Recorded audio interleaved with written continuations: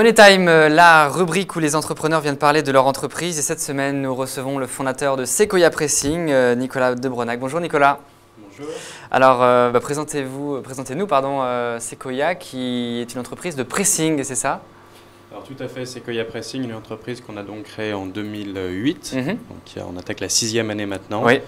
On est parti d'un constat assez simple sur le monde du pressing, qui est tout sauf en évolution, qui était vraiment assis sur ses acquis depuis une bonne trentaine d'années en France, avec une technologie qui était pointée du doigt, qui a d'ailleurs depuis été interdite en 2013. C'est le perfluoréthylène, c'est ça? C'est une substance interdite désormais? Exactement, qui est utilisée dans la majorité encore aujourd'hui des installations de nettoyage à sec. Donc on a acheté un brevet, on a regardé ce qui se passait aux États-Unis comme souvent avec nos associés. On a acheté un brevet d'une nouvelle technologie de nettoyage à sec qui fonctionne avec du silicone liquide.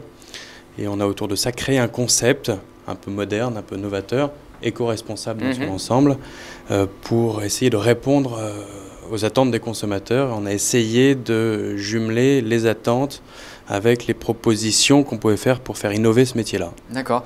Lancer une chaîne de pressing, votre entourage, comment est-ce qu'il a réagi? C'est un peu un projet fou. Justement, on parlait de web et tout ça auparavant. Vous voulez vous lancer sur du pressing, ça n'a pas paru surprenant au début? C'est un beau métier. C'est un beau métier. C'est très important de le dire. C'est plus facile, je pense, de lancer quelque chose sur un secteur qui n'intéresse et qui ne fait pas rêver grand monde. Sur le pressing, ça ne fait pas rêver en général. J'étais très jeune à l'époque, j'avais 24 ans, on était passionné de New Tech. On s'est lancé après la bulle Internet et on s'est dit que c'était peut-être plus facile parce qu'il y avait plus d'opportunités, plus d'évolution dans des secteurs où pas grand monde s'y intéressait malheureusement. C'est une question stratégique au final. Et question stratégique, et surtout qu'on a eu accès en opportunité sur une technologie, donc c'est toujours intéressant. On a eu un petit peu de chance de ce côté-là. Et ensuite, c'est très différent parce que c'est des très gros investissements tout de suite. On a dû créer des boutiques, acheter des machines, acheter des meubles, prendre des pas de porte, créer une usine. Et c'est qu'au bout de la 5e, 6e année d'activité, aujourd'hui on a 40 pressings, essentiellement en franchise. On en a 5 en propre sur notre entreprise, plus une usine pour les entreprises. Et c'est que la 6e année qu'on commence à obtenir de la rentabilité. Donc ça c'est compliqué, il faut s'accrocher, il faut se battre, il faut y croire. Plein de moments on se remet en question. C'est la persévérance, Alors justement, vous parliez d'argent, de gros investissements au départ. Vous avez été aidé par des actionnaires des beaux noms en tout cas, Monsieur Bouygues je crois, et Pascal Nègre également. Est-ce que vous pouvez nous raconter ces histoires? Comment est-ce que vous avez réussi à les faire entrer au capital? Sans nos actionnaires, on n'aurait jamais rien pu faire, parce qu'évidemment, moi, j'avais pas un copec, donc je ne pouvais pas faire grand-chose. Donc, on a réussi à faire un tour de table avec des gens que j'ai eu la chance de rencontrer. Ma vie professionnelle d'avant, j'ai eu la chance de travailler chez Alain Flelou, qui est le numéro 1 de la franchise aujourd'hui en Europe d'ailleurs, enfin numéro 2 derrière McDo.